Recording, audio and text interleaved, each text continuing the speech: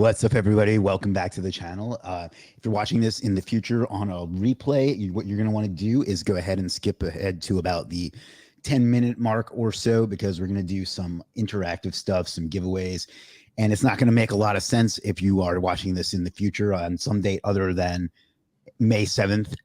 So skip ahead to the 10-minute mark. But before you do that, I do have one question for you, and that is, what the hell's wrong with you? Why would you not make a point to show up live? That's when we do a lot of the fun stuff, the giveaways. That way you get to ask questions for our guests and stuff like that. So if you're watching this and you're not subscribed, and please do that. Please click the subscribe or whatever it does on whatever other platform that you're watching it on, because we're on Facebook, LinkedIn, Twitter, and Twitch today. So you'll definitely want to check those out.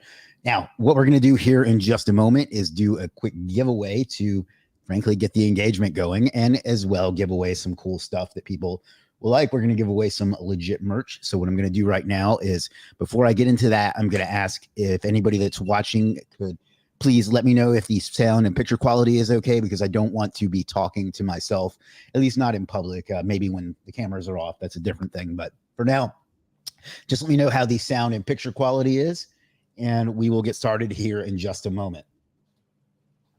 Snoop Dogg is here. That's quite a coup for us.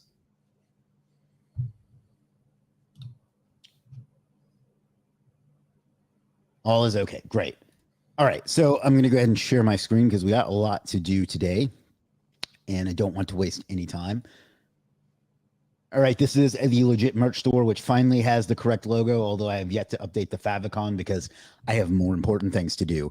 But what we're going to do is give away a piece of our merchandise to one lucky winner here in a moment. And you can choose whatever you like, whether it's a t-shirt, a coffee mug, the golf ball that no one ever chooses, a hoodie, whatever.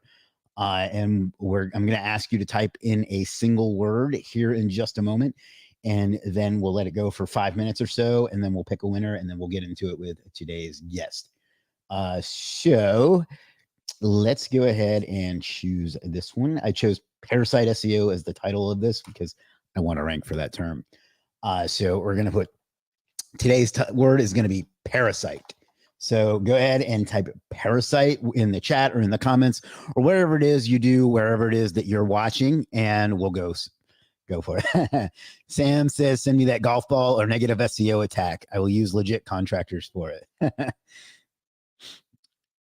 Sound and video is all good. Good turnout. While we're doing that, Facebook made a change recently where you can't share to a group. So I'm going to go grab this and share it directly to a group. They shut off access to the group API because I don't know. I don't really know why. I assume that people were abusing it, because when given the opportunity to be shit, people will always take that advantage, take that opportunity. So let's go ahead and share this to a couple more groups and piss everyone off with an everyone tag while we're at it. Just burn it all down. Now, lots of people saying parasite.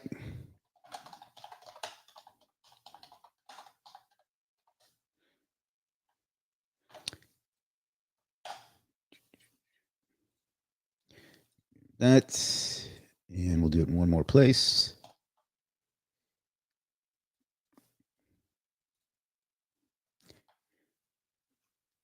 Post. All right. And then we'll do it over here as well. And then we will get to it. We're on Instagram today as well. So welcome to my 1 or 2 Instagram followers. I actually have more than that, but nobody ever engages there because it's a shit platform, in my opinion. So let's do here.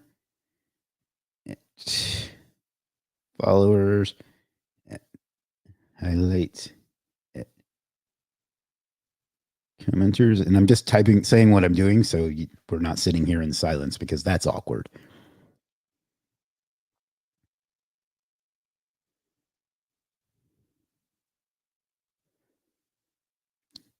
All right. Everybody on Earth should now know about this. Well, maybe not on Earth, but it's all right. So we'll go till about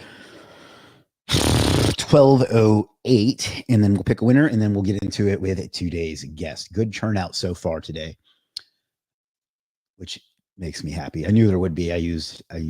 So I thought there would be, so I'm glad that I was correct. So let's see. Instagram.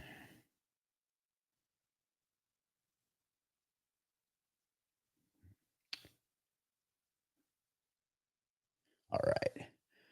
Let's see. We got a lot of unfamiliar faces today, as well as some of our regulars. So that's a good sign. Fizz Digital, there's your free plug, is here. Let's see, Pardeep, SEO Exon, I guess is how you pronounce that. Chris, we got Jason.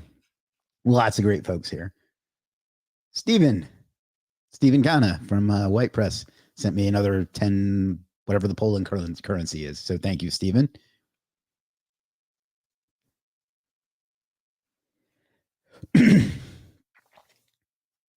And I apologize for being culturally insensitive and not knowing what the currency is in Poland, but I do my best. Dev. Polish zloty, by the way. What's that? It's Polish zloty. Lata. All right. Yeah. Thank you for increasing my cultural awareness. At least I knew it was Polish. All right. He says he's still working that out. Yeah, guys, you can drop questions at any point. I'll probably get to them the rest of the or later. You're American. We don't blame you. I'm not sure how to take that. I talk to probably 20 different time zones in any given day. So I do my best, but I can't remember all of it.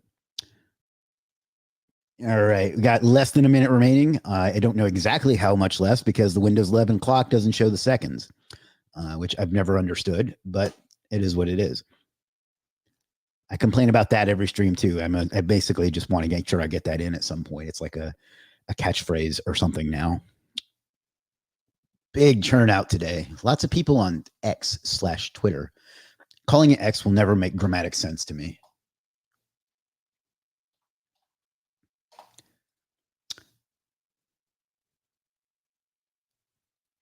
All right, and time. Stop saying Parasite now because it'll get annoying.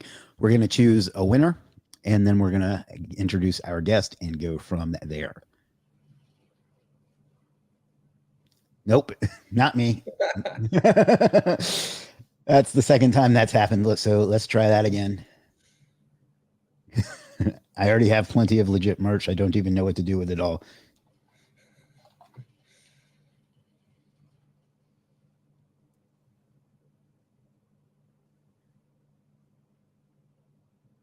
Oh, and we got a YouTube spammer on Twitch. That's interesting. All right. All right, let's try it one more time.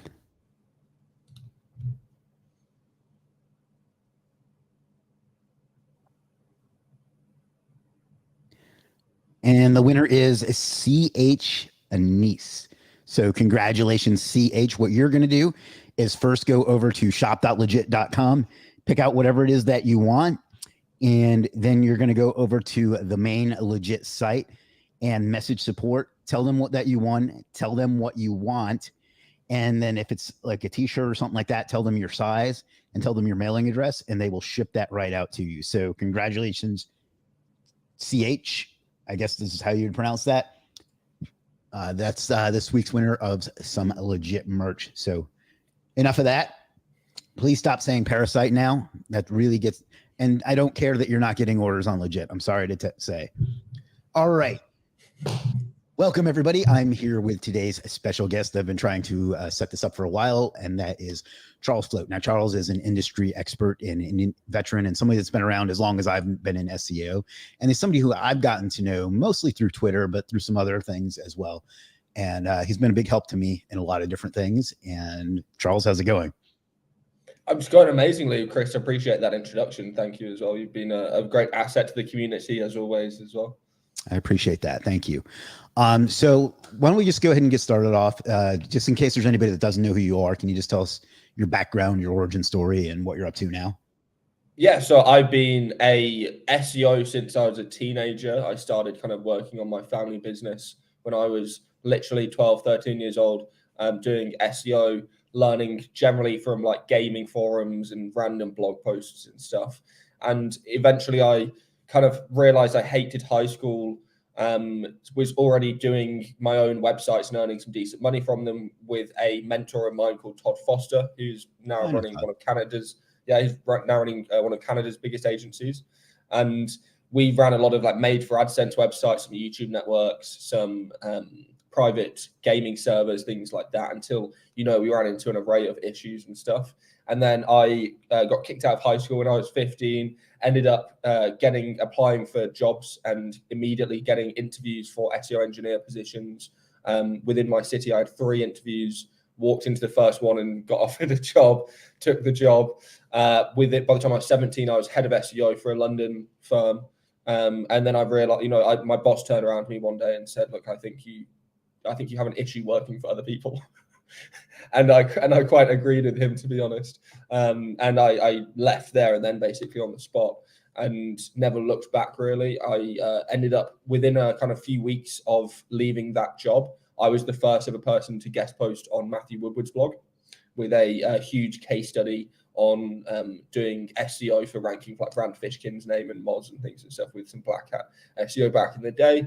And then ever since then, I've done an array of consulting. I have a portfolio of sites, mostly international, CPA and financial websites. And then I also do some English stuff, but mostly in English. I'm doing Parasite SEO, hence the name of this live stream. And then I also run like an array of other businesses as well. So I have, some SaaS companies, newsletter, some other bits and pieces. And then, as you said, I'm pretty big on X/Twitter and do kind of other social medias. Just started doing LinkedIn last year, nearly I think 8,000 followers on there and stuff, and have got a fairly big email list and things like that as well. Awesome. So one of the things I like about you when it comes to SEO is you don't get into the tribalism of it. You just care about what works. Yes. I don't want to pick on white hats, but white hats in particular, love to stick to what, just make great content that people will link to. You don't really seem to care one way or the other. It's just about what's not, even including what Google tells you. It's just looking at what works and doing that, right?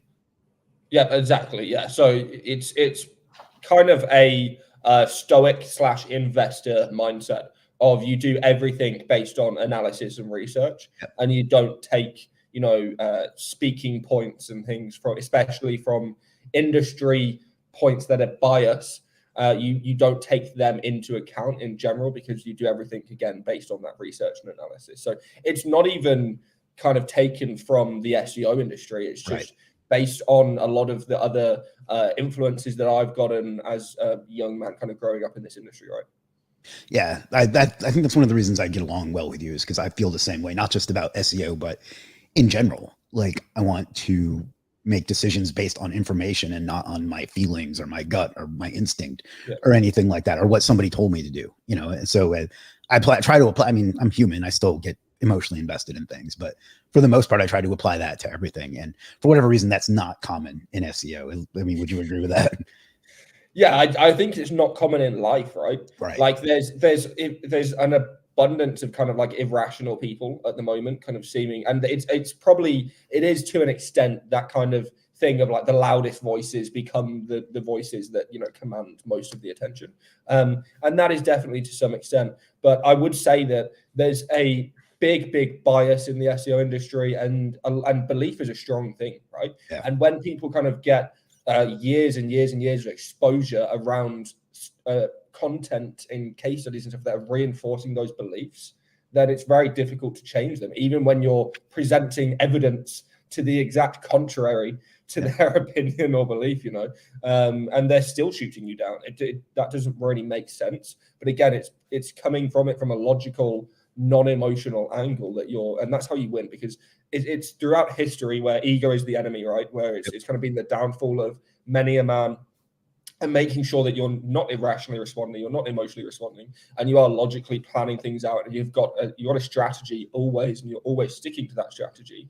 That's how you are growing, and that's how you are continuing to compound that growth as well. Yeah, it's a weird thing because, like, I find that if somebody strongly believes something and you present them with evidence that something else is true, they'll dig even deeper into the thing that they believe rather than accepting the evidence. It's a very odd thing of the human condition.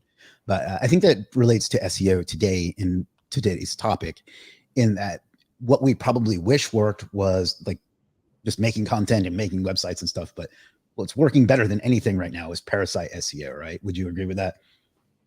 Yeah, 100%. And that's probably, why Google is taking these kind of recent actions and things to such an extent. And it speaks volumes that they're doing it manually rather than algorithmically, right? Because the algorithm can't, it's so tuned towards authority and these signals that's why Parasite SEO is kind of the number one strategy or number one tactic that's been working so well for the last year or so.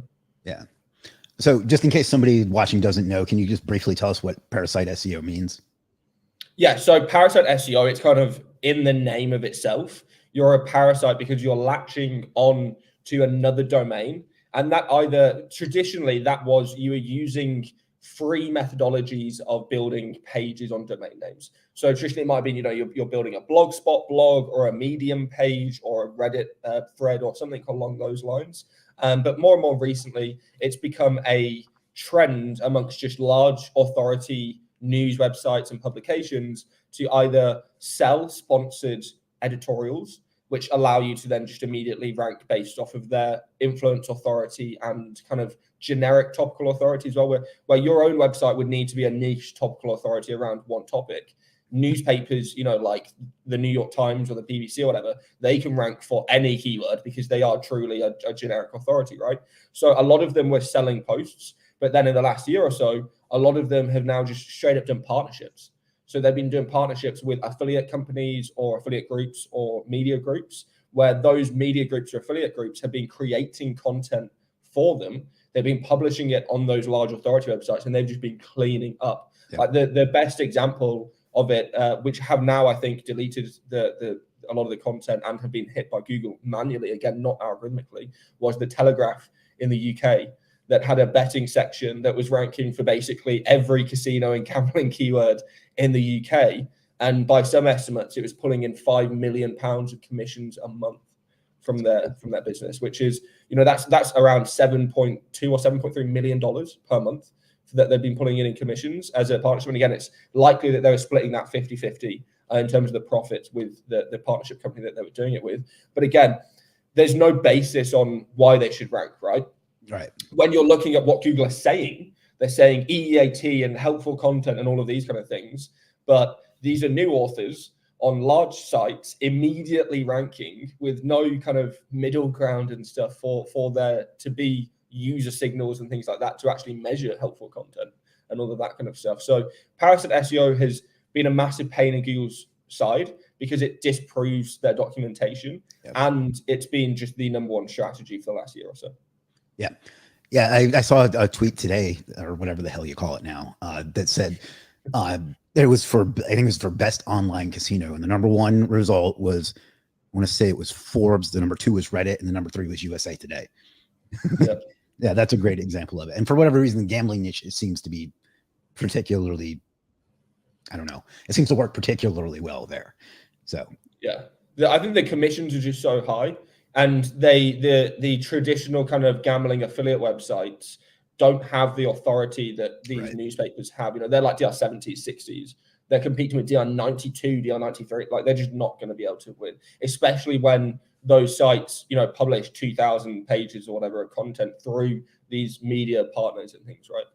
And again, those commissions, that you can do whatever you want with that kind of cash flow, right? It's just insane.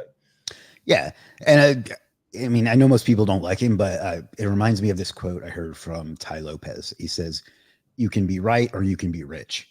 And like, maybe the people that think that you should be able to rank by making great original content, or maybe they're right. Like, in a real world, in a perfect world, maybe that's true, but that's not how it works. And I'd rather be rich.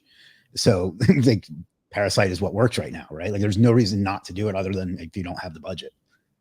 Yeah, exactly. And even to an extent, I was speaking to an SEO the other day, and I was basically discussing with them the kind of risks that are involved in SEO now. And it's quite ironic, actually, that it's arguably more risky to start up your own affiliate, like white hat niche blog, than it is to do free Parasite pages, Yeah. which all it really takes is your time and some analysis, research, and content creation, versus picking a domain name, investing in content, links, doing hosting, that's thousands of dollars, if not tens or hundreds of thousands of dollars for some niches. And Parasite SEO, you can literally use free pages. So it's quite ironic that actually it's transitioned from black hat being the riskiest to actually now like white hat blogging being the riskiest, and Parasite being the safest and most approachable tactic there is. Yeah, because I've seen plenty of sites. Well, I don't really see the sites, but I see the people on like Twitter and X talking about like that really did it the right way, like literally like travel blogs where they literally went to the place and like took their original photos, wrote their experience, and they lost like 90% of their traffic overnight after years of work to get there. Yeah, and there's tons and tons of examples of it. Like there's tons of examples of genuine expert blogs, right? Yeah. Being just replaced by like Reddit and Forbes. Yeah. And if you look at it on a surface level, what does and Google always talk about expertise and helpful content, right? And who has more expertise and who will write more helpful content? A expert on the topic who's dedicated their life to this subject, or a Reddit user and a journalist at Forbes. Like it's kind of just the complete opposite of what Google are again saying and what is actually playing out in reality. It's very easy to see it for a surface thing. The only thing is that Google aren't admitting the reasoning for it. And I think the reasoning for it is that they're dealing with such high levels of AI content that they've just had to intrinsically reduce the amount of signals and the amount of the factors they put into content signals to be able to make sure that AI content isn't creating so much index bloat, crawling issues, all of these things that they're actually seeing, which are causing massive processing issues. Someone the other day was saying that Google is now dealing with like 15 times more pages indexing every day than they were 2 years ago because of, again, and it's mostly because of AI and AI content and AI tools and things. And even if it's not AI content, it's some AI syndication tool or some AI automation or scheduling or something along the lines that is influencing that amount of output. And it's struggling to keep up with that. So a lot of the reason that we're seeing these authority sites and stuff ranked are because link signals went up like this and content signals went down, right? So it's obvious that the authority sites are going to win. It's just that Google don't want to admit that content signals have had to be devalued and that they're struggling to deal with the index bloat. Do you think they'll ever be able to figure out how to deal with it, or do you think this is the state of it from now on?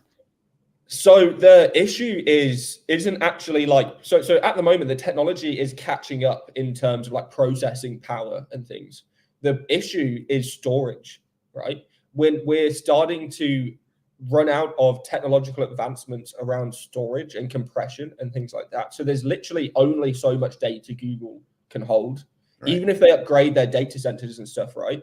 The amount of output that the internet is now creating is exceeding the amount of storage that we are able to do. And this is also, and it's not even a matter of the number of data centers. It's a matter of the fact that we can't power the data centers in the first place. We don't have an energy system in basically any country on the planet that could create the enough power for the demand of the data centers that we are wanting to create for the future.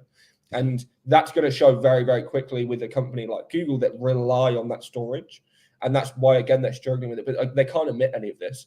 The only slight admissions that you see are in investor reports and like quarterly earning reports and things about like climate analysis and things where they're saying, look, we're like struggling to deal with like hitting our climate targets and stuff like that because of the amount of stuff that you're putting on us to deal with like storage and processing and stuff like that. Right? Yeah. I saw someone the other day, and I won't mention who it is. I'm sure you saw this too, but she or he said that reducing crawl budget was like an ethical thing to do because it has an environmental impact too. I was like, that's a bit much. Yeah, that's just not going to be the case really at all.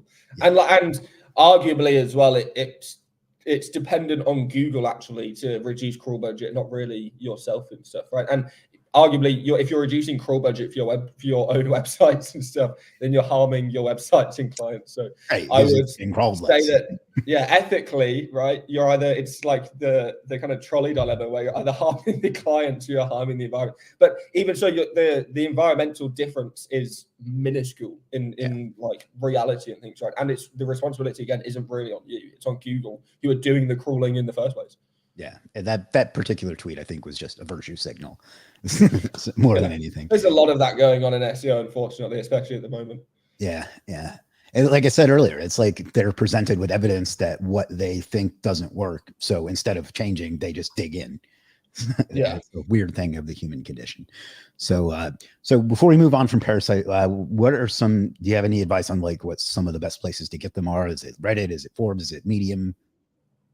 So it depends on the SERP, right? We always want to do SERP analysis, niche analysis, stuff like that. Some SERPs might have the UGC intent prioritized at the top of the SERP. So you want to try and get Reddit, Quora, things like that. Some SERPs, it might just be articles. So you're wanting to get sponsored articles on the biggest newspapers you can possibly get that are going to significantly have higher authority than whatever is ranking there in the SERPs currently. We've done a lot of stuff recently to try and get parasites that aren't what Google is targeting. So far from what we can see, Google has only ever targeted sites that are on parasite level subdirectories. So it's things like Outlook India has /business spotlight, and Times Union has /marketplace and things like that, right? All of those sites that have got specific subdirectories that are very easily association for Google to make across their content with that subfolder, those are going to get cleaned up, and they are getting cleaned up already and have been for a while. But a lot of the news organizations where you can buy sponsored content or editorials on just their news folder or their root domain, those are flying, right? Like we've got so many of those. And then there's also just niche publications. So as an example, in the health and like well-being, weight loss, all that kind of industry right now, there's an Indian publication called onlymyhealth.com. I think they're a DR 89 or something right now. They're selling sponsored posts. I think they're like $500 or something, but they're ranking for like number one for like buy testosterone and best testosterone and things like that. And all these absolutely crazy YMYL health keywords. And again, the ROI is just nuts because you're paying, a few $100 for this post, and it could make that within a few hours of ranking number one for that keyword, right? It's just absurd. So I think a lot of the strategy moving forward is just to go with any premium parasites. It's only going with parasites that are on those subdirectories and subdomains that are away from just having specific ones for parasite, and that they're on generic root domains or on subfolders for news and things. And then for the free parasites, because they're free, if you can build a process around building them out, right, you can use automation tools. So for an example, we use Axiom AI, which is a browser level AI automation tool, which you can train to do various tasks like signing up for Medium or signing up for LinkedIn and publishing content on Pulse and publishing content on Medium and things like that. If you can build a process that is almost automated around creation and publishing and things like that on these free parasites, you can scale out niche content and kind of take over niches very, very quickly. Yeah. And you can start taking, again, if you can build 30 to 50 parasite pages in a day using those kind of automation strategies, AI content, and some manual editing and things, and you again using AI tools like Grammarly to implement that manual editing and make it even faster. You can build those 30 to 50 pages in a day, and it only matters if 2, 3, 4, or 5 of them rank, right? Because those will pay for all of the other time on the rest of them. And then you just do that every single day, and you start to scale out across multiple niches, multiple domains. You get commissioned, compounding, the whole lot. And there's so many people right now that are doing this. And I've got multiple students in my parasite course that have seen success doing this. And there's a couple of case studies that I've retweeted from students that have, been making like 4K, 5K, 8K a month just from free parasite campaigns. And the good thing about that, as opposed to like making your own site, is if it does eventually get adjusted and your stuff gets indexed, who gives a fuck? Yeah, exactly. Yeah. Because you're linking directly to affiliate links or through a 301 redirect domain. You're never linking to your own website. Right? Yeah. So you never have any issues long term with any of that kind of stuff. Yeah. That's interesting. Now you mentioned AI content for a lot of that. You have a great tool called Cuppa that does mass AI content. Yes. You talk about why you think AI content is good, because I know you talk about it a lot, and then maybe tell us a little bit about Cuppa, and we'll go from there. Yeah. So for example, with free Parasite pages, right? Even 3 or 4 years ago, I would have had, let's say I want to scale 30 to 50 Parasite pages a day on free domains. I would have had to pay like 20 to 50, maybe $100 an article for human level writers to create that content. Now what I can do is I can pay an editor $7 an hour, or maybe $9 an hour if they're really, really good. And then they use my tool Cuppa with some additional advanced prompting, GPT-4, all of these kind of things. And they can create 10 articles an hour of very highly optimized content, very well done. And it will rank across these parasites. Again, it doesn't, AI content, that level of AI content where you're doing bulk content and slight levels of editing and things like that, it might not rank as well on your own website. But because you're doing it on Parasites and LinkedIn Post and all these high authority sites, it ranks amazingly. And arguably, we've found that a lot of the times just doing over-optimized content for those pages actually works better than trying to do like really white hat, semantically connected content and stuff. You just plug in 50 keywords into the content, bold a couple, and it ranks amazingly, right? It's again, because of these high authority sites being favored so much by the algorithm, they get away with a lot more than doing it for your own website. So it's kind of a different style and approach for that kind of thing, but it's mostly down to cost. I can create a 3,000 word article with Cuppa that is highly optimized, highly relevant, competitor level research, all of it done for me for about 50 cents, maybe 40 cents or something like that. Then I stick my editor on it for 5 minutes, even maybe 10 minutes if it's a decent article, using Grammarly or something along those lines, and the content comes out amazingly. It will rank, it will do awesome stuff. And again, it cost me maybe $1 or something total in terms of the cost of the article, where again, it used to be $20 to $100 per article. So the scale and efficiency is just unbelievable at this point. Well, not only did it cost more to do it through writers, it takes a writer days, to write. Yeah, exactly. The time frames as well. Yeah. Mm-hmm. Yeah. One thing I like about Cuppa versus some of the other AI content writers, and I'm sure somebody's going to be like, how does this compare to whatever? But is that you bring your own GPT, your own API key. Because like there's a couple I've looked at that looked pretty cool, but then I look at it and it's like $3 or $4 an article. I was like, I'm going to use a human if I'm going to pay that much. Yep. So yeah, exactly. Yeah. There are some VAs that will do that for that amount of money, right? And it will be better than the AI 99% of the time. Right. So a lot of the competitors are just essentially price gouging, and they're profiteering off of the community and stuff, whilst also claiming to somehow be a part of the community. But I always have believed in the bring your own key model, and I think that it allows people to truly scale their content. Right? If you're charging $3 or $4, or even some of them are charging more than that. Like, yep. I'll call out Surfer and stuff. They're charging like $20 or something. I think it's now $15 or $12 an article, but still, it's really, really expensive for AI content. Yeah. And it shows in the scalability, and it stops customers from really being able to grow it using the available tools. And it also just stops customers from actually using that content, and it puts people off from trying it and using it properly. And I think that's a shame, because I think that it's the future of a lot of basically everything, right? AI is going to be the future of pretty much everything. Yeah. Yeah, I used it maybe a month or two ago, and I generated like 500 articles. It took like a day for it to get through all of it. And it cost me, I think, $20, $25, something like that. Yeah.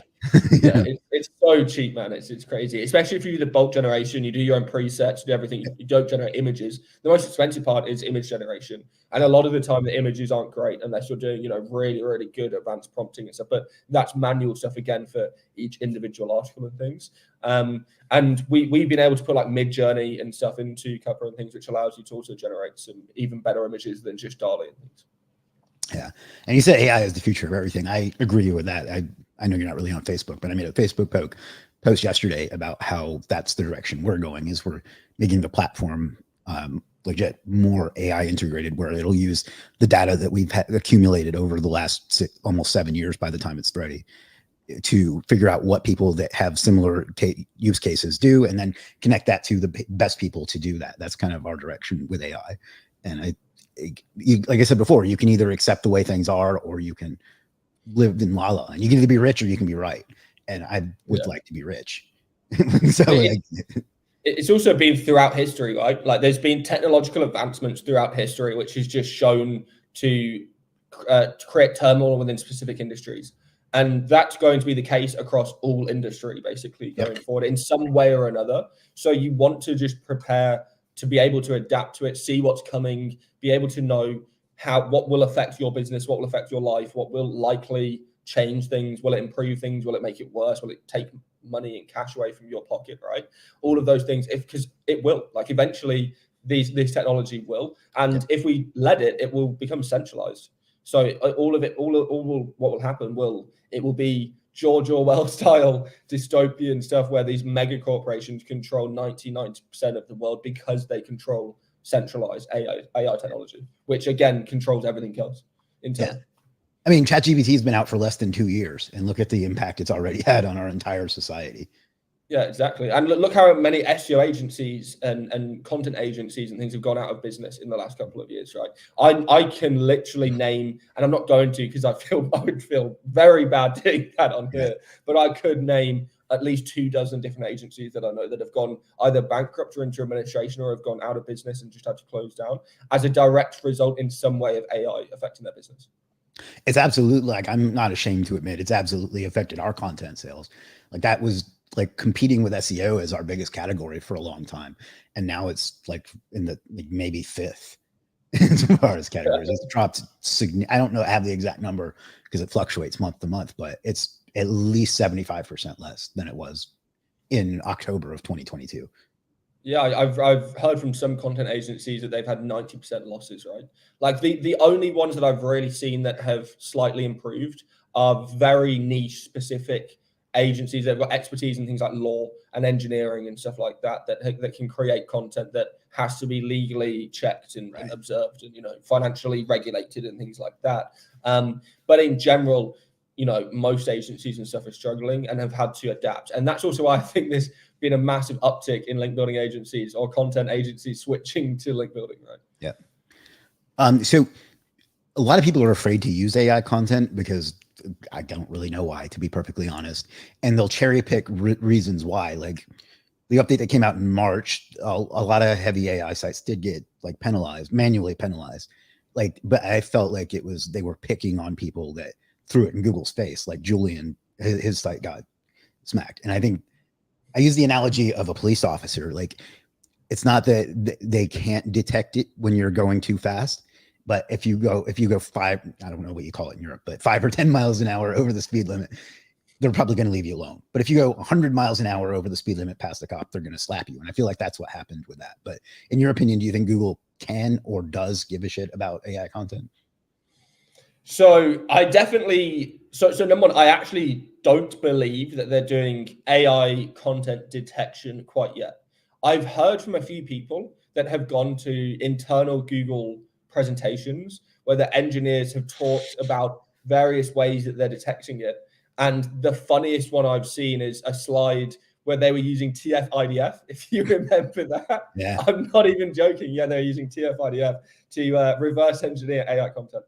But the big thing is that they were all of these engineers were essentially saying that it's hit and miss. It's not, you know, ready yet kind of thing. And that there are other techniques that they're using to kind of find it. And from what I can tell, around specifically like the bulk publishing stuff, there's so many easier ways to tell. You know, if you're publishing 1,000 posts today on your website, just publishing frequency, like domain stats, if it's a fresh domain, all of these kind of things alone would be indicators for Google to hit you without even the fact that you have got AI content that is maybe generated in a way that isn't randomized enough to get it detected, right? Right. However, even like with Cuppa, we use inside randomization elements. If you use advanced prompting, you will also generate additional kind of elements. You can put in keywords, you can do entities, you can do keyword manipulation. So you replace words that the AI would use quite a lot, like delve and, you know, quest and all these kind of things and stuff that the AI uses over and over again. And the point is that even if Google did employ true detection techniques, and again, they were all manual penalties. So they were most of the core biggest ones were on influencers. And then a lot of the other ones, from what we can tell, there's between 200,000 and 500,000 manual penalties. But I know it was a huge number. But again, they were mostly on mass AI content sites or syndicated sites or things like that, which can get picked up very easily. And we have loads and loads of other examples of sites that weren't picked up. And specifically when we know, or we can be a little bit more suspicious, let's say, around the influencers getting hit. Yeah. If you speak to Jackie Chow, if you speak to Julian Goldie, if you speak to all these people that were hit in those specific roundups, and bear in mind, they were hit a couple of weeks before all the other kind of, hundreds of thousands of manual penalties went out. When they got hit, if you look at the sites that got hit, it was only their public-facing Search Console, only their public-facing sites, that kind of thing. All of their private sites, all the private tests, all their private pages, they were still ranking, right? And I knew Julian, like quite a lot, Julian's private test sites, because I was consulting with him on AI content and Parasite SEO and things like that, and none of them got hit. Yeah. Right? It was only the sites inside of his Search Console. So I don't think that, and also I just think it speaks volumes that Google has to use manual penalties, because it shows that the algorithm isn't working and it can't detect this stuff because they're having to resort to using manual penalties to issue them. And again, they can use other ways to detect those kind of sites in the first place. And then when you're actually talking about detecting AI content in its entirety, it's scientifically impossible. Yeah. Because you have things like false positives and false negatives and randomized HTML elements baked into the models, and then you have like errors and all this kind of stuff and special characters and things like that, which literally make it a impossible task to do 100% of the time. Yeah. So scientifically, there's no point because you can't detect it all the time anyway. And from a processing standpoint, Google have been trying to lessen their resource spend. And there are way easier ways to pick up the sites that have been doing the least amount of work. Realistically, if you are just bulk publishing 1,000 posts a day with no editing, no additional prompting, no images, no nothing, no URL optimization, no schema, no microdata, no internal linking, no formatting, none of that stuff, which contributes to your quality scores of your pages, then there are so many other ways that Google can detect and take out those sites anyway. So you have to put in the effort, and all it is Google just is reminding you that you have to put in that effort, right? Yeah. Yeah, it's good that you say that scientifically it's impossible. We've all seen those examples where like the Bible got flagged as like 90% AI content or something like that. It's just not going to be done. And I don't think that I think that they're smart enough to realize too that even if they did decide that AI content is bad, the genie's not going back in the bottle. Like it's going to continue. People are going to continue to do it. So they're going to have to live in that world rather than the way they wish it probably was. Yeah, 100%. Yeah. Yeah. All right. Let's take some of the questions that we got here. There's one over on X Twitter that says, where do you see Parasite SEO go after new reputation abuse update? Is it still going to be worthwhile to buy expensive Parasite posts at this time? Yeah. So again, if it's not on these kind of Parasite level subfolders and subdomains, we're not seeing any issues. So if you can go to, NBC News, CBS News, Fox News, all of these huge websites that do charge thousands of dollars a post sometimes, then those websites, when you're posting on their /news subfolder, they haven't been affected whatsoever. And it's very, very unlikely that Google is going to manually penalize the /news subfolder of any of these large sites. And I don't see the algorithm being able to pick them up. And some of the websites still don't even release or have any indications that it's a sponsored post or an advertorial. Some of them, even some of the DR90s and stuff, still don't put that it's a sponsored post. They just put it by some random author or by guest author or something like that on the post. So legally, that's not really allowed, but they still do it. And again, they're large publications; they can get away with stuff. They've got expensive lawyers. They don't care. Google can't enforce stuff because they have just as expensive lawyers as Google does. Well, and if they start de-indexing CNN and Fox News and like the sites that people actually want to go to, like that's taking their own product away. Why? And it's waiting for a lawsuit around censorship and things like that and stuff, right? So yeah, they've had to deal with that before, if I remember correctly. So yeah, you have some experience with them cherry picking sites out of results, right? Yeah, exactly. They've come after me twice now at this point, and again, every time they use the same penalties that they've applied to those other influencers' websites and these kind of AI bulk content sites. They use pure spam penalties, and they use pure spam penalties on my SEO blogs. So they were basically saying that these blogs that I'd never built a link at, I'd posted like genuine case studies and guides and tutorials that the entire SEO community had, even if they didn't necessarily agree with them, they still agreed that it was good content and that the content from an overview level was a good piece and that it was written well. They definitely didn't agree that it was a pure spam website and that Google should remove it from the SERPs, and that they did that twice. And on the same day they did it to my SEO blogs, they also banned my AdWords account, they banned my Blogspot account, they banned my analytics account, they banned my Google Drive. The only thing I had left was my Gmail. They banned my G Suite though, so I had a G Suite with Google, and that was banned, and I was no longer allowed to have a business G Suite. However, the Gmail was left intact because I remember looking at my phone and it just going ding, ding, ding, ding, ding, ding, ding, and it's just like de-index, banned, suspended, de-index, banned, suspended. Across like every single email was just like, what the hell is going on? And then I quickly found out the SEO equivalent of cancel culture.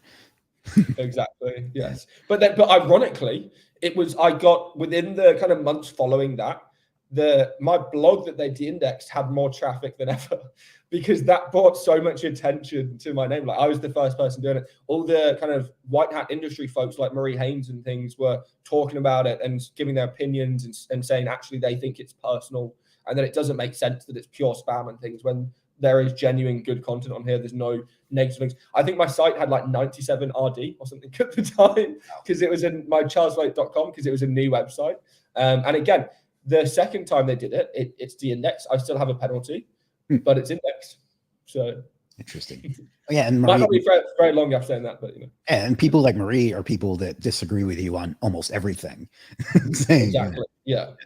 And bear in mind, she even tried to do a reconsideration request for me.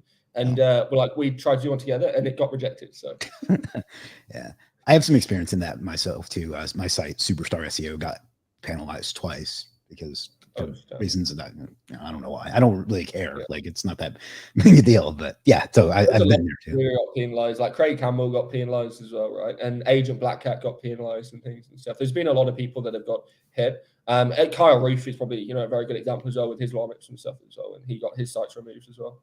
Yeah. Oh well. That's kind of a basic question, but do you believe in removing toxic backlinks? If they're having an effect on your website, then yes, right? If they're not having an effect on your rankings and traffic and stuff, then no. Like that's it, right? And a lot of the time now, links over the last few years, Google's trended towards neutralizing links instead of making links toxic.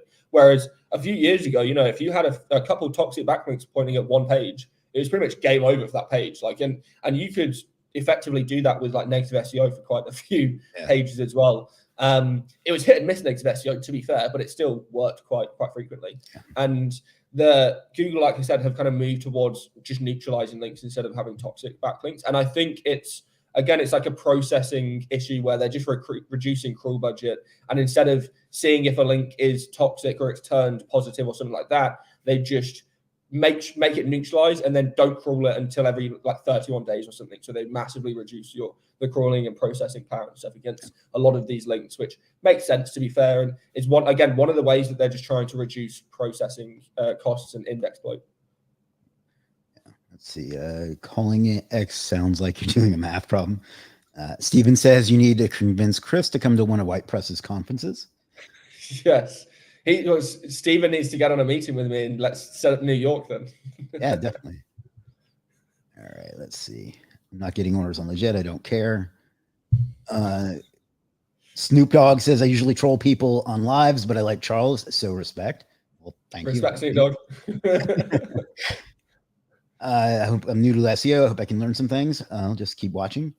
Probably a stupid question, but how do you create a Parasite SEO? It's pretty straightforward, but yeah, again, it depends if you're creating a free page, right? Sometimes it's the case of literally just creating a LinkedIn or Medium account, a Reddit account, and creating a post or a thread on those accounts and those websites and getting them indexed and then waiting for them to rank. Sometimes, again, because those sites have been so turned up in terms of their authority and UGC intent signals and all of these kind of signals and things, they can just immediately rank and they can take over spots quite quickly. So you don't even have to build links or do additional content or internal linking or all these other things. You can just create the page, see if it ranks. In terms of obviously doing premium parasites where you're paying them, you have to get in touch normally with a media department or an ad department or something like that for these media organizations or news publications, and then you go through them about costs. A lot of the time they will come back to you with upfront crazy costs, but you can come back with negotiation. Say you want to buy, 2 or 3 posts, or you want to buy a test post, or you want to create a long-term relationship, or any number of things, or if they're doing a deal for them to email you back, and a lot of the time they'll email you back at the end of the month because they're trying to hit targets, and they're just like, look, I'll sell you a post for $5 or something along those lines. I've gotten quite a few emails back from when they're trying to hit, monthly or quarterly targets or something like that as well. So you just want to get in touch, see the price, and then try and do an SEO forecast. So you want to try and see how much you can earn from ranking that page and try and calculate the different positions, how much they would earn you as well. And then work out the maths on if that page would be profitable or not to actually go and buy. And then obviously just buy and build the ones that are profitable, scale out via reinvesting, and all is golden. Wonderful. What do you think some of the best free ones are? Is it Medium, LinkedIn, Reddit? What? Yeah, so obviously we're waiting to see kind of the algorithmic side of this reputation abuse policy change, so that it might change very quickly. But right now, LinkedIn, Reddit, Quora, Medium, even there's a lot of things like Eventbrite you can spam and manipulate right now. Yeah, and loads of forums are really good. Just because Google's jumped up and jacked up UGC signals so much, if you can get niche forums and create posts on them, they work amazingly and things like that. I even saw some stuff from like hub pages and things ranking the other day, which is one from like 2007 or something, and that was ranking for some pretty big keywords as well, surprisingly. And again, a lot of those sites are actually now, even if they're not ranking in the main SERP, they're being picked up in the discussion and forums feature. So you can get really weird kind of random forums and stuff and get them to pick you up there.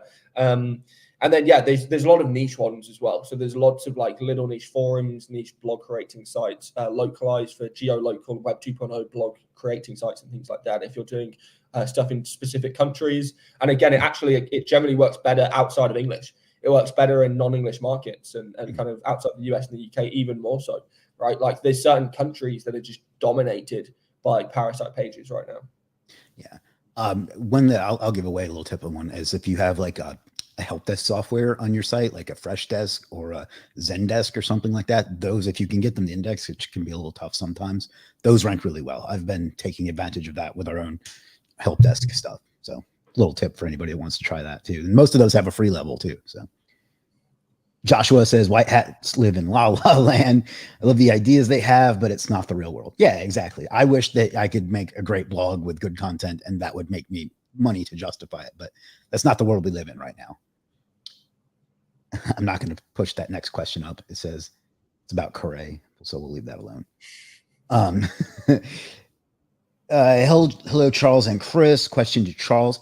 Could you suggest where we focus most? Affiliate, e-commerce, agency, local? How do we SEOs up to date, keep our skills up to date? To keep your skills up to date, you go to charlesfloattraining.com. Is that right? Yes, exactly. Bingo. So in terms of where I suggest you focus, I've always suggested you focus wherever your skills are best put to use, right?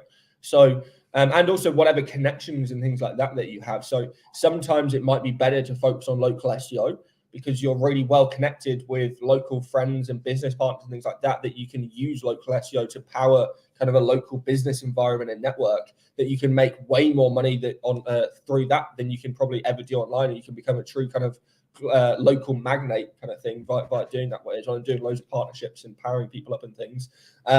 Affiliate SEO, unless you're doing Parasite, right? Affiliate blogging and stuff is just really difficult because Google's changed the SERP and intent level.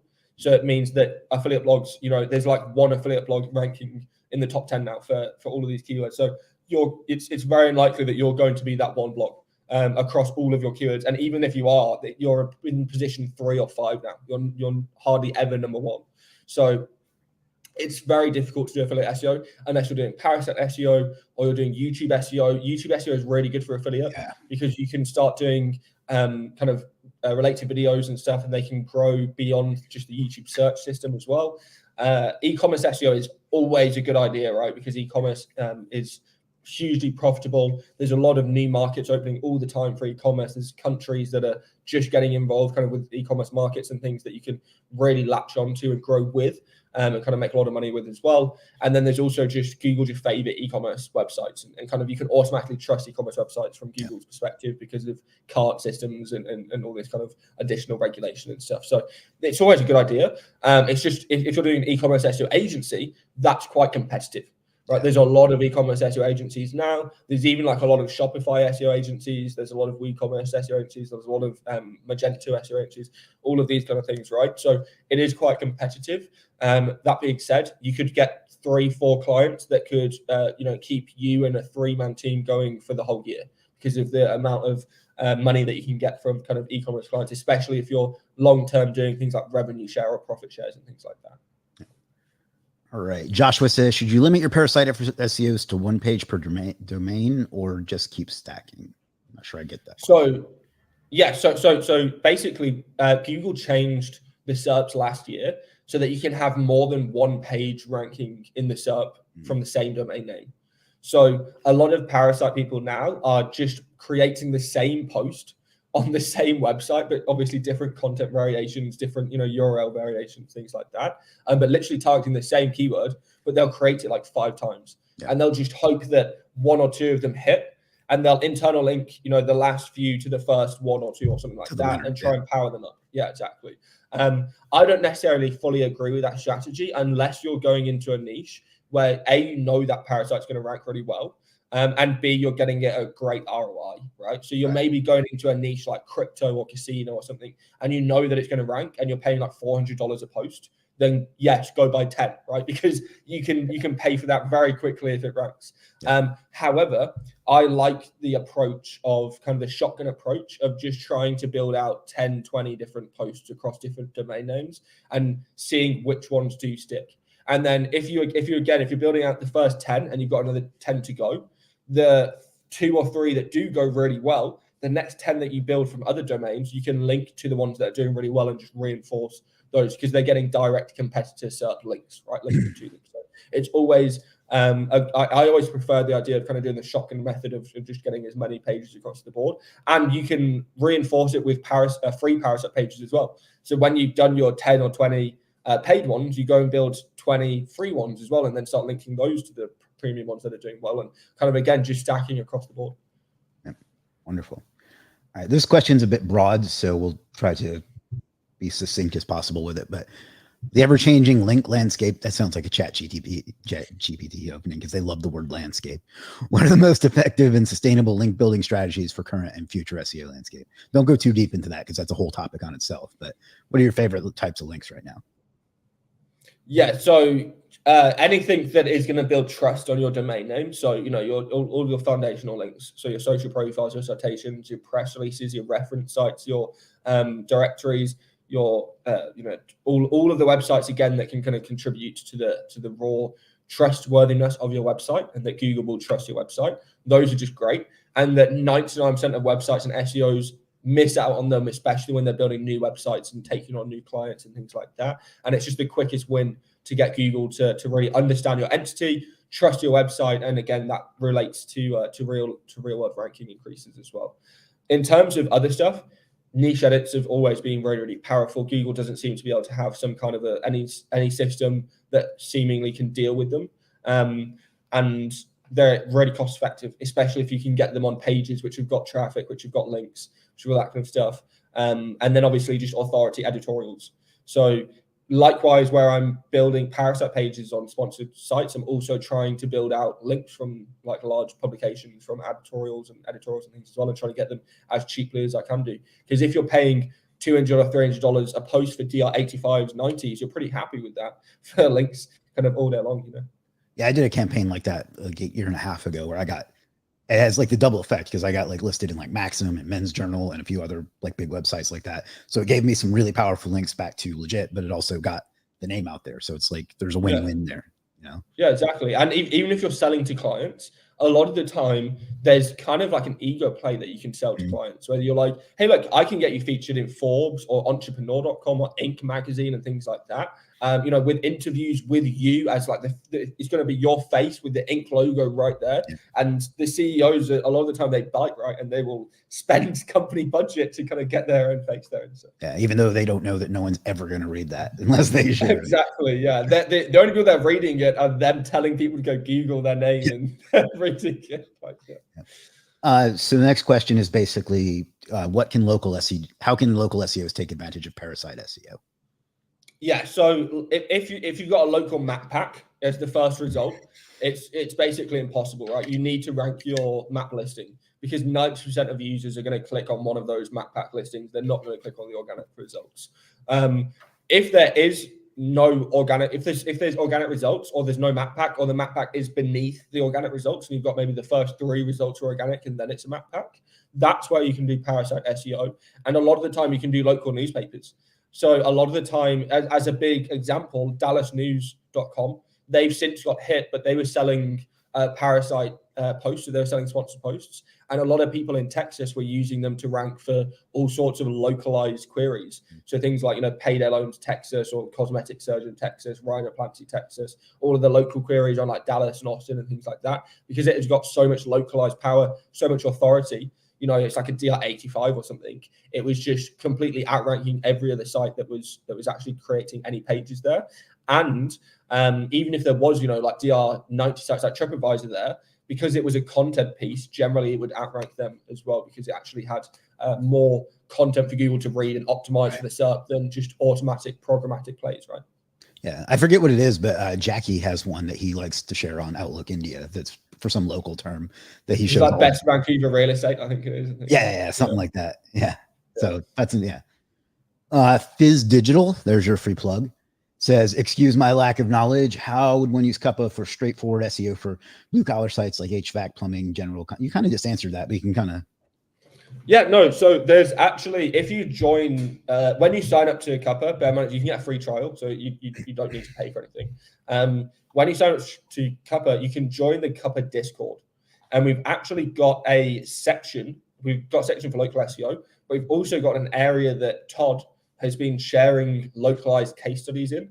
So he's actually been using it to create local websites, to create like PBNs for local cities and things like that, to create link building and tier 2 links and stuff for all these local sites. And even aside from that, he's been using it for things like GMP posting and stuff like that to create posts that are highly relevant around holidays and stuff. So if, for example, you can get a holiday calendar for the events that are happening in your country and all the events that are happening around your industry and things like that, you can get Cuppa to automatically create the content and then do the post on GMP and stuff, which can help with local rankings and things again in the map pack and stuff, right? A lot of that is about freshness and keeping up with posting and reviews and things on top.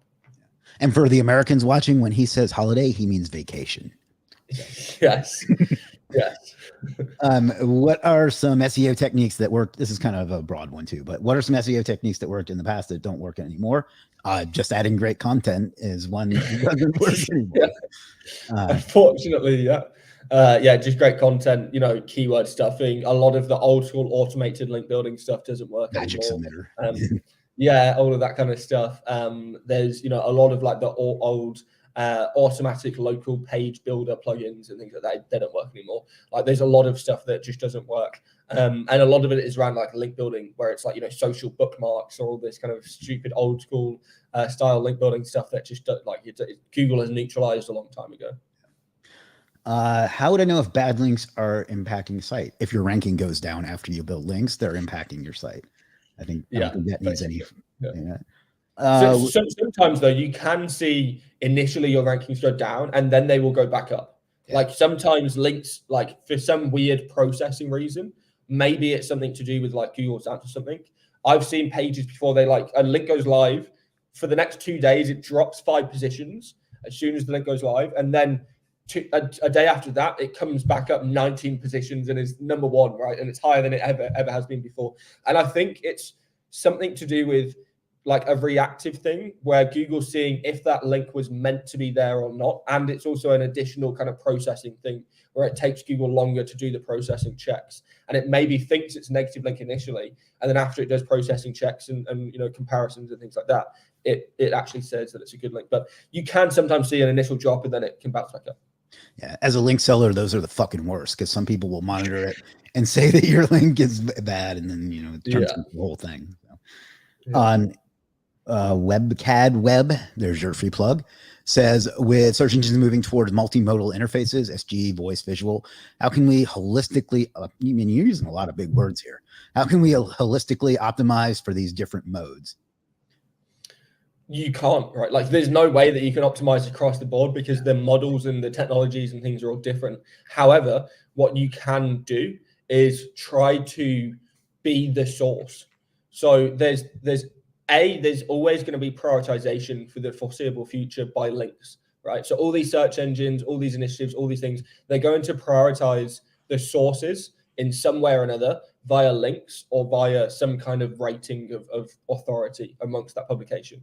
And generally speaking, the bigger publications are going to have higher authority and higher prioritization than, small little mom and pop blogs and things that they're crawling and using for summarization. So what you can try and do is seed into those training sources and be at such a prioritization around that training sources by being on the biggest sources that you effectively take over and control the narrative of entire models and entire kind of niches and things. But obviously that's a lot easier said than done. And it's a hell of a lot of work. And in some niches, it's probably impossible just because of how big the niches are and how much content is already out there and is already created that you can't really out-create and outperform and out-prioritize the existing content. But it's totally doable. And we've got multiple examples of it happening. And if you go into a few keywords with SGE, so like on any Android phones that you have here, right? You can enable search labs and you can enable SGE on your phone. So you can look up SGE immediately for anything that you want to. And a lot of the times where Parasite pages are ranking, the SGE summary is literally just a consensus of what the Parasite pages are saying. So it's quite easy to actually control what SGE is saying and things like that. Less easy to control what voice and visual and things models are saying, right? I never put much effort into voice SEO because you don't know how well something is working because you usually only get one result. It's usually find me the nearest whatever. So you don't know if you're number two. You have no idea. So. And there's all sorts of like localisms and like colloquialisms and things like that and like accents and things that are going to play into how words are spoken out. And even if a lot of the technology isn't that great, and like it will get 90% of it right, but it will get like a couple words wrong. But that actually means the results are quite different when you're putting, two instead of two, right, with an extra O and things like that. It means that you're actually getting different intent results. And so it's too broad to people are too different to be able, and too unique to be able to know what everybody's searching. Yeah, you said the technology is not right, and anybody that's used voice to text ever knows that that's the case. Yeah, exactly. Yeah, it's terrible. Just terrible. Yeah. Let's see if there's any more. Do you do consultancy? No, Yash won my giveaway. So he just needs to book it with Yudish, but I don't know if Yudish just has been very, very busy with replying. But he only won like 2 days ago, so it's all good. Holy shit, I didn't know that. I know Yash very well, so that's why I asked. Oh, okay, cool. Nice, yeah. There's a question about a particular person. I'd rather not get into that sort of thing. Squidoo, yeah, I remember those days. Yeah, old school days. Yep.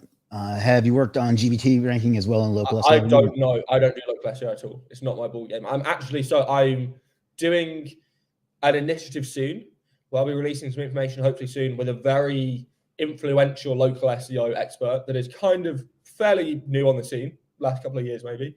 And hopefully we'll be releasing some stuff soon. But that's quite exciting. And he's really respected and has got, outside of just doing local SEO, he's actually got very successful local businesses as a result of doing it for himself as well. So yeah, I usually work with other people in local SEO too because I don't like it. Right. Yeah, it's quite tedious as well. Yeah. All right, this is going to be our last question because I know it's late for you and we've been here over an hour. Abdullah says how to find event blog site that should be less in competition but high in search. I'm not sure what you mean by I'm not sure. Maybe we'll have to do a different question. Yeah. Event blogs. I don't know what that means. No, yeah. Sorry. You can ask that later. I'm sorry, if you can ask Abdul, if you can ask that later, I'll get the question over and we'll figure out the answer for you. Okay. I see you used to do lead generation, rank and rent. Might be ad. Yeah, so that was a partnership that I did with Ed Rostron. And so we did like a ebook, but he wrote all of it. I just edited it and released it basically. But again, I partnered with somebody else to do all of it because I didn't have enough expertise to do it myself. Yeah. Imagine that, like not releasing something that you don't know what you're talking about on. It's not very internet marketer of you at all. So, I know. All right. Well, we've been here over an hour and I know it's late for you, so I'm going to let you get going, but anything you want to tell us or share with us or say before we wrap up or anything you want to plug? No, that was awesome. I appreciate it. You can always go to behind me, it's CFT, You can follow me on Twitter, this side here. There we go. Let me go ahead and put where's that it gone? Somewhere here. There we go. Charles /Charles_SEO on Twitter /X. And then CharlesFloate.com as well has got all of my like consulting and blogs and things like that. But I don't really blog anymore and stuff either. So CharlesFloateTraining.com is the one to do. And then if you're on LinkedIn, add me on LinkedIn and follow me on LinkedIn because I have only just started recently and I'm trying to grow on that platform as well. So as many connections as possible. Fantastic. All right. Well, I think this was very informative. I know I picked up a lot and I enjoyed it, and I'm glad we finally got to work this out. So hopefully we can do that again in the future. So thank you for your time. I really appreciate that. I appreciate you having me, and yeah, it was an awesome call. Yeah, and as far as everybody watching, I appreciate you watching too. I know you could have been anywhere else in the world, and you chose to spend an hour or so with us. I will never take that for granted, and I appreciate that. So thank you for that. I'm back on Thursday with Umar Mansha, who runs a nice agency. He's got some cool stuff to share with us. And if you want to make sure that you catch the streams like this live, what you're going to do is click subscribe and notifications. I've been told in all the YouTube courses I took that saying that helps your subscribers. I've never seen any evidence that supports that, but it's a pretty easy thing to do. So please subscribe if you can. That's it. I'll see you on Thursday. And last but not least, figure out what you want out of life and go out and get it because you owe it to yourself and you owe it to the world. I'll see you again soon. Peace.